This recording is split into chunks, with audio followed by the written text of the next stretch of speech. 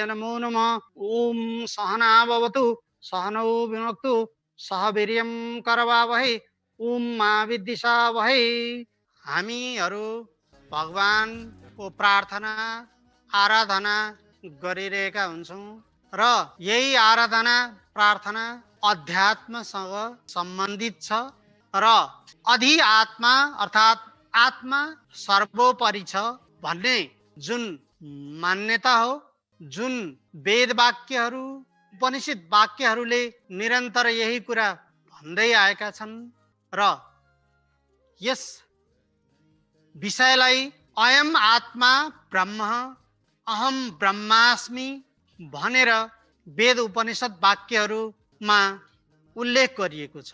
यस अर्थमा यो संसार चर अचर सबै सृष्टि ब्रह्म अर्थात् परम आत्माका अभिव्यक्तिहरू हुन् र यस कुरालाई खास गरी आत्मा वा अध्यात्म बारेमा कसैले मलाई विश्वास छैन, यो विषयमा मेरो आस्था छैन भन्ने कुरा पनि यदाकदा व्यक्त गरेको सुनिन्छ।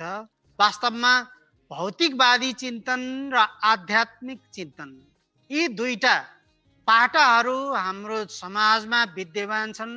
जो भौतिकवादीहरूका विचारमा आत्मा इत्यादि कुराहरू प्रत्यक्ष छैनन्, त्यसैले जे भोगिन्छ त्यही नै सत्य हो भन्ने विचार व्यक्त गरिएको पाइन्छ। तर यस अर्थमा चाहिँ आनन्दम ब्रह्म आनन्दम ब्रह्मेति बेजानात् अर्थात्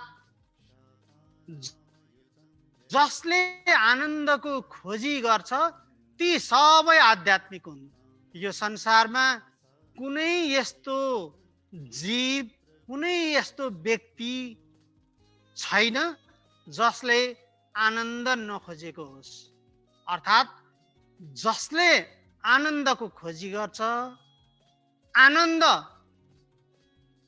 आत्मसात गर्न चाहन्छ, ती सबै व्यक्ति आध्यात्मिक हुन्। अर्थात् उनीहरू अध्यात्मलाई नै सर्वोपरि मान्दछन्। तर त्यो विषय साह्रै गहिरो विषय हो भनेर पस्नै नखोज्दा त्यो विषयबाट हामी वञ्चित भइरहेको अवस्था छ। त्यसैले जुन आत्मा हो त्यो आत्मा सर्वोपरि छ, तर त्यो आत्मालाई चिन्ने, आत्मामा रमाउने अर्थात् त्यो आत्मालाई कसरी आनन्द दिने भन्ने महत्त्वपूर्ण प्रश्न हो। हरेक व्यक्तिले आत्मा भित्र रमाउने प्रयास गरिरहेको हुन्छ, तर त्यो आत्मा भन्ने कुरा बुझ्न नसक्दा, पहिल्याउन नसक्दा हामी चाहिँ भौतिक वस्तुका आनन्दलाई मात्रै पछ्याइरहेका छौँ। हामी कुनै स्वाद लिन्छौँ, त्यो स्वाद आनन्दमय छ भन्छौँ, कुनै कुरा सुन्छौँ आनन्दमय छ भन्छौँ, कुनै स्पर्श गर्छौँ फुल आदि अथवा आफ्ना बच्चा बच्चीहरू काखमा लिँदाको स्पर्शको आनन्द आफ्नै हुन्छ। यस्ता जुन ज्ञानेन्द्रियहरू कर्मेन्द्रियहरू अर्थात् भौतिक शरीरले पाएका जुन आनन्द हुन् त्यही आनन्द नै अन्तिम आनन्द हो भनेर सम्झेका छौँ। वास्तवमा यी आनन्दहरू क्षण क्षणमा हामीले प्राप्त गरिरहेका हुन्छौँ र यही क्षणिक आनन्दहरू कुनै देखेर, कुनै सुनेर, कुनै स्वाद लिएर, कुनै छोएर यी विभिन्न किसिमले हामीले आनन्दका स्रोतहरू खोज्दै पहिल्याउँदै त्यसैका पछाडि लागिरहेका छौँ। तर त्यस सँगसँगै आफ्नो भित्री आनन्द यदा कदा त्यो झिल्को आउँछ, तर त्यसलाई हामीले फेरि बिर्सन पुगेका हुन्छौँ।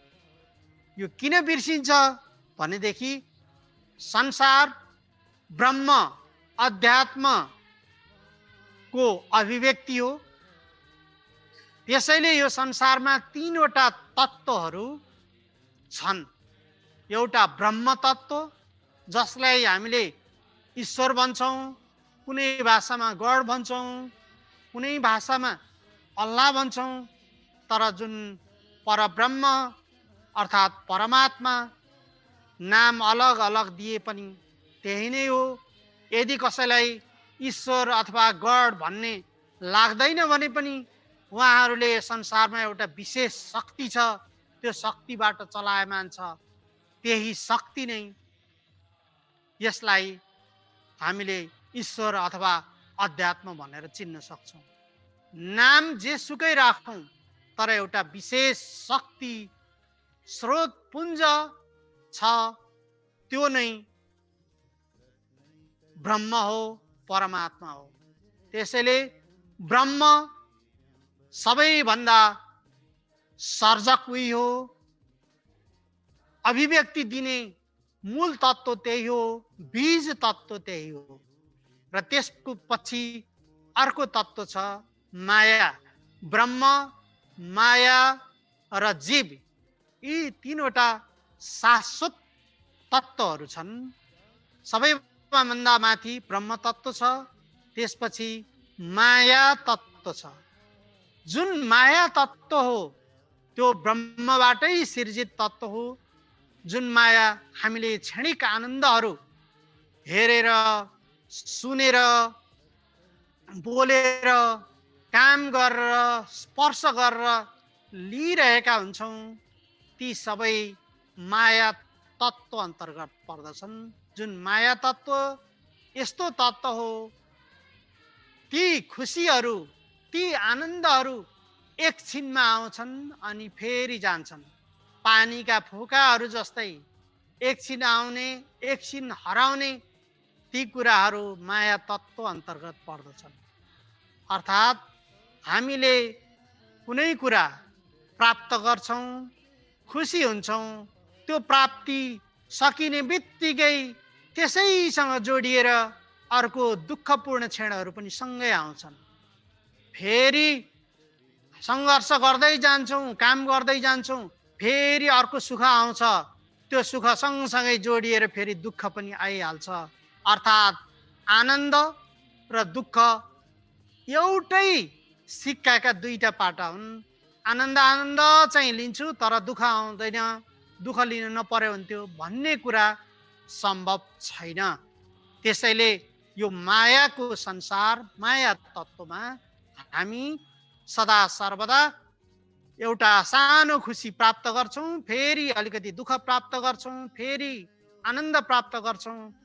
त्यो खानेकुरा होस्, सुन्ने कुरा होस्, सन्तानसँगका व्यवहारहरू हुन्, हरेक क्षण त्यसै गरी जा। तर यदि यो माया तत्त्व हुँदैन थियो भने सायद मान्छेहरू कि पुरै एकैचोटि विसर्जन हुने अवस्थामा पुग्थे होलान्। अर्थात् सधैँ दुःख मात्रै आइरह्यो भने त मान्छे सहन गर्ने सक्ने स्थिति नै आउँदैन थियो कुनै पनि जीवलाई। भने सधैँ आनन्द आयो भने पनि मान्छेहरूले दुःख के हो, परिस्थिति के हो, कसरी व्यवहार गर्ने, ती कुराहरू बुझ्न गाह्रो पर्थ्यो। त्यसैले त्यो माया तत्त्व नै यस्तो तत्त्व हो, मान्छेलाई जीवनभर क्रियाशील बनाइरहन्छ, सक्रिय बनाइरहन्छ। अलिकति दुःख, त्यससँग अलिकति सङ्घर्ष गरेपछि फेरि सुख, दुःख, त्यसैको एउटा निरन्तर मार्गमा चलिरहेको हुन्छ।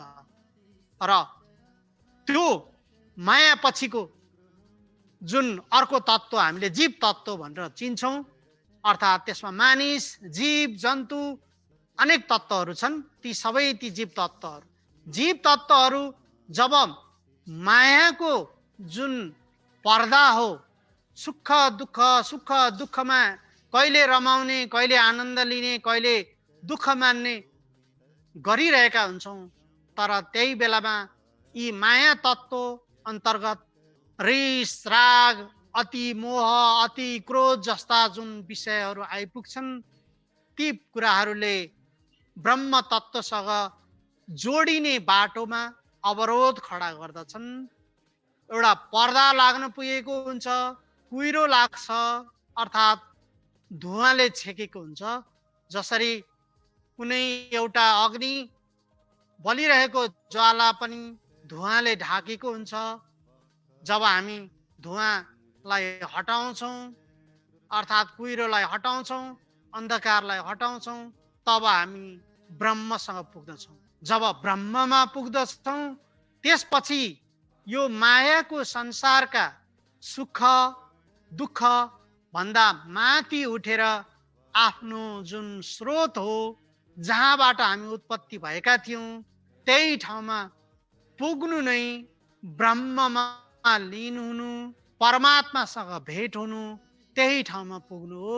जसरी बालबच्चाहरू आफ्ना आमा बुवाहरूसँग पुगेपछि जति आनन्द प्राप्त हुन्छ, जति खुसी हुन्छन्, जति आनन्दित हुन्छन्, त्यसै गरी यो संसारका जीव सृष्टि सबैजना जब परमात्मासँग मिल्न पुग्छन्, तब ती सबैले आनन्द महसुस गर्छन्। र त्यसैले आनन्दम ब्रह्मेति बेजानात्, अर्थात् आनन्द नै ब्रह्म हो भनिएको हो। अयम आत्मा ब्रह्म, त्यस्तो स्थितिमा पुगेको आत्मा नै ब्रह्म स्वरूपमा परिवर्तित हुन्छ, ब्रह्म बन्न जान्छ। अहम ब्रह्मास्मि, अर्थात् म आफै पनि एउटा ब्रह्म हुँ, आत्मा हुँ। तर त्यो आत्मा भौतिक सुख सुविधा सहित आनन्द, क्षणिक आनन्दहरू लिँदै लिँदै, कर्तव्य निर्वाह गर्दा गर्दै माया, क्षमा, ज्ञान, सहयोग, सद्भाव, यी कुराहरूले मान्छेका मनलाई, मनको ढोकाहरू, मनका अँध्याराहरू, पर्दाहरू खोल्दै खोल्दै लैजान्छन् र भगवानसँग पुग्ने बाटो सिर्जना हुन्छ, पुग्न सकिन्छ। त्यही स्थितिमा त्यो आत्मा ब्रह्म बन्न पुग्दछ र त्यो स्थिति भनेको आनन्दम ब्रह्मेति बेजानात्, अर्थात् आनन्द स्वरूपमा परिवर्तित हुन्छ। जुन आनन्दमा पुगेपछि मायाको संसारमा जस्तो एकैछिन खुसी, एकैछिन दुःख, कुनै बेला दुःख, कुनै बेला सुखको चक्रमा डुलिरहनु पर्दैन। यही नै जीवहरूको शाश्वत यात्रा हो। जसरी ब्रह्मबाट सुरु भएको जुन बीज तत्त्व हो, संसारमा फैलिन्छ, संसारमा आउँछ। जब यिनीहरू समाप्त हुन्छन्, आफ्ना कर्मका आधारमा यी फेरि त्यही ब्रह्म तत्त्वका सामु, ब्रह्म तत्त्वसँग गएर अन्तर्घुलित हुन्छन्, त्यही गएर मिल्दछन्। यही नै ब्रह्म, माया र जीवको सम्बन्ध हो।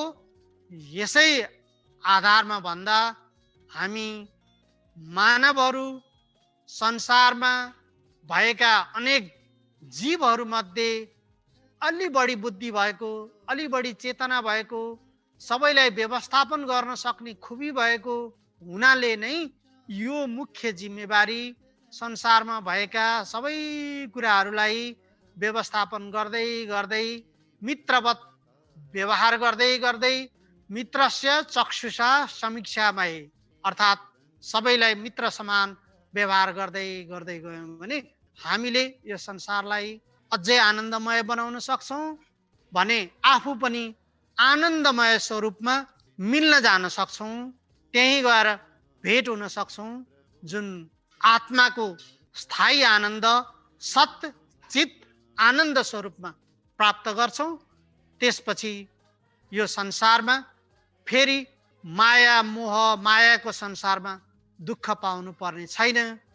यही नै अध्यात्मका विषयमा, आत्माका विषयमा व्यक्त गरिएका केही संक्षिप्त विचारहरू मैले वेद, उपनिषद आदिका माध्यमबाट यहाँहरू समक्ष व्यक्त गरेको हुँ। ओम श्री साम्ब सदा शिवाय नमः। ओम आत्मने नमः। ओम परमात्मने नमः।